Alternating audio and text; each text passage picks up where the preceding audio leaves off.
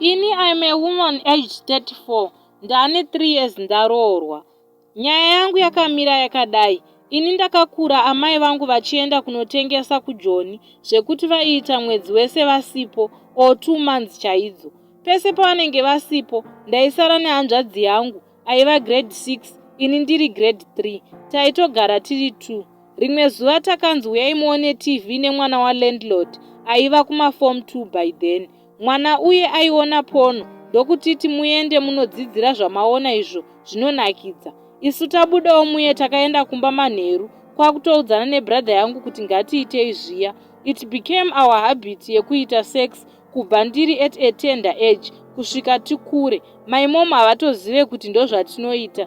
Ndakasvika pakukura ndisingade kuona brother yangu ichita musikana kana iye aisada kuona ndine mukomana.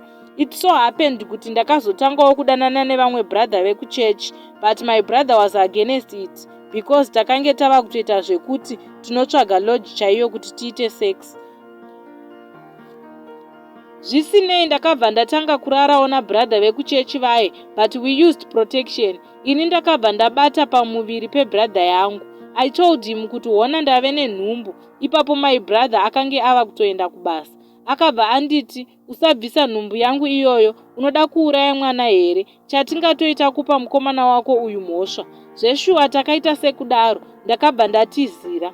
Brother vekuchechi havana kuramba nhumbu. Vakangoti pamwe kondomu ranga raputika. Ndakumba kwangu uku, I continued sleeping with my brother, zvekuti kutaura kuno ndine imwe nhumbu yake ine 6 months. My problem now is all this while my brother ndiye anga achibhadhara rendi yepatinogara nemurume wangu, because murume wangu ndimufundisi. Mari chaiyo haana, anongoswera ari kuchechi kumaprayers. Last year brother yangu yakabva yaroorawo mukadzi wakewo ave nemwana. Chaakundirwadza izi kubva aroore haachachengeta vana vedu sezvaaiita kare.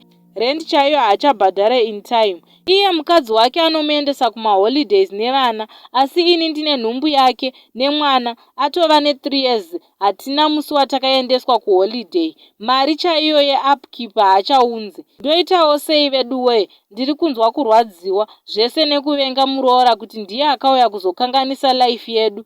Ndoitawo sei nhai veduwe? I need help. Murume haazvizive kuti vana havasi vake.